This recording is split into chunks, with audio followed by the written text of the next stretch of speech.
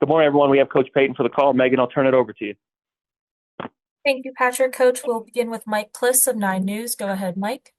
Yeah, Sean, there's a period of about 5 or 6 years around here where every win was celebrated. Yesterday in the locker room, it seemed a little more subdued and hearing comments from the players and you. Could you just talk about, seems like the culture of not being satisfied with, just victory itself? I think, look, we did a number of things. I said this yesterday. We did a number of things that were really good, and most importantly, we got the win when we watched the tape today. Here's the thing: we can't turn the ball over the way we did offensively. All right, we can't fumble on the first drive. We can't fumble later in the game. And I put up some numbers for these guys just to see where we're at relative to the season, relative to history, relative to, and so it's not the perfect game we're searching for, but it's a game that we know when played with bigger stakes against a better team that it'll cost you. And then all of a sudden you're in the locker room, players have their garbage bags out, you guys are in the interviewing what happened, early exit from the whatever, and you have your exit meetings.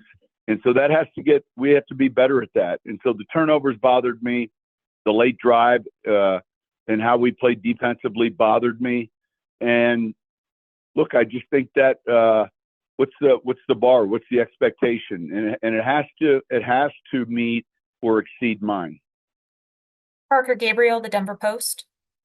Yeah. Hey, Sean, you mentioned yesterday, missing a couple of opportunities for big plays, one of them particular on third down. And I'm curious, when the quarterback's pushing the ball up the sideline, down the field like that, you've missed a few of those this year that have been really close. What is it that makes that play work? Like, what are the details that goes into hitting those shots up the rail? Yeah, look, I love the throw. I love the route, all of it. Nothing. I mean, in other words, if you get into a situation, 3rd, 2, 3, 4, where every pass is at the sticks or near the sticks, then you get into a situation where, man, they're sitting, and so that listen, that didn't bother me at all. I mean, I love it. One side of the field, you got Bailey matched up with a linebacker one-on-one. That's a pretty difficult scheme. And then on the other side of the field, we got a guy that we feel like we can run by in a safety. And so each week we've got to be able to stretch the field that way. And so I think route was good, throw was good, location. We're close on it. And that's just part of the deal. Andrew Mason, the Fan. Hey, Sean, you alluded last night to looking at being good enough at the positions around Bo Nix. So what indications are there that becoming good enough can happen with experience and chemistry growing with the players you have on hand? I think very much. I mean, I'm pleased with our younger players that are getting to play. We've got a young group, a young team. We've got some veterans mixed in, and we just got to continue. Much the same as we're developing the quarterback, which obviously gets a lot of the attention. We've got to be developing these other younger players just as well. Chris Thomason, the Gazette. Yeah, hi, Sean. I'm working on something on Jordan Jackson. What kind of improvement have you seen from him, and what's it like having a guy represent the Air Force Academy? Good question. I would say the thing that stood out the most is his ability to get on an edge. Man, he's tough to block. He's disciplined, of course, and I think his story is a great one relative to making this team. He did it during training camp, and so when we talk about we're keeping the best players, regardless once they've gotten here, how they've gotten here, that's of no importance to us. and he's a good example of that. Eric Dalala, DenverBroncos.com. Hey, Coach, you mentioned the room for improvement. I'm curious, with a young team, Bo, or any of these young players, have you seen them embrace those coaching points, or whether it's from you or other coaches in the meeting rooms? I guess, have you seen them embrace getting better and reaching for those coaching points? Yeah, look, I think like we say this now, there's no more rookies anymore. You know, we're in 8 games in, and as a team, we need to continue to grow. We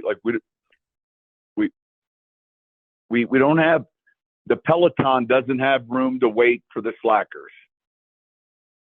You with me? Like, let's go. And so far, we haven't had to do that, and we'll continue to keep that pace.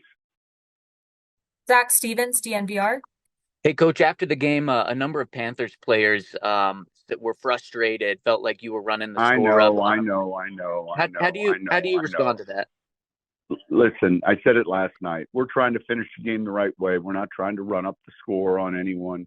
It's the National Football League. I've been in games with a 28-point lead in the fourth quarter and lost. So we're trying to finish. The Burton throw from Sutton is trying to continue a drive. Play better. Arnie Stapleton, Associated Press.